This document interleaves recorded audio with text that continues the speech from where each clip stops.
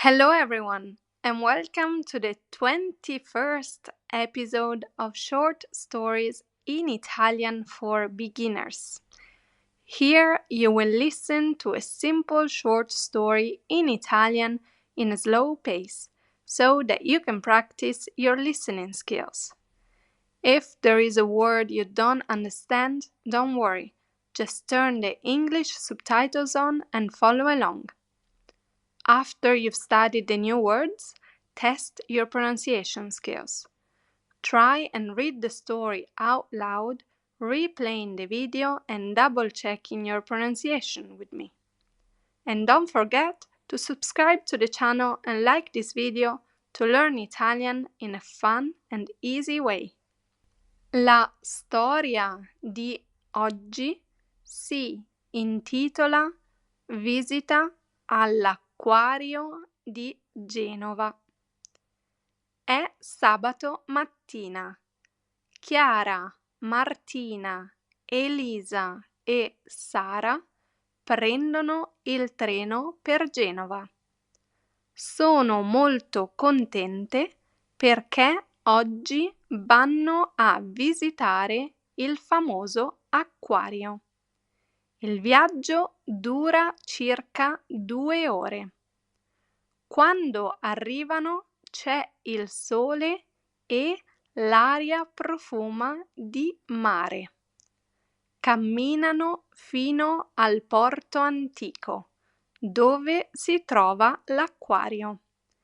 È grande e moderno, proprio davanti all'acqua. Le ragazze comprano i biglietti e iniziano la visita.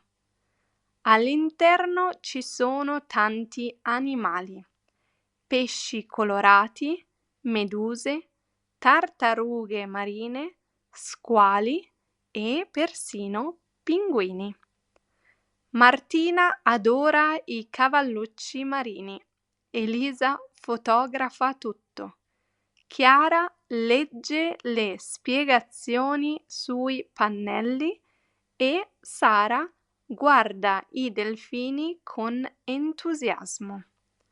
Dopo 2 ore le ragazze si fermano al bar dell'acquario per pranzare. Mangiano panini e bevono aranciata. Parlano degli animali che hanno visto e ridono insieme. Nel pomeriggio fanno una passeggiata lungo il porto. Guardano le barche, comprano dei souvenir e mangiano un gelato. Chiara prende pistacchio, Martina fragola, Elisa cioccolato e Sara limone. Alle 5 tornano in stazione per prendere il treno. Sono stanche ma felici. È stata una giornata speciale, piena di scoperte e bei momenti. In treno Chiara dice: «La prossima volta andiamo allo zoo?» «Sì», rispondono tutte insieme, sorridendo. Fine.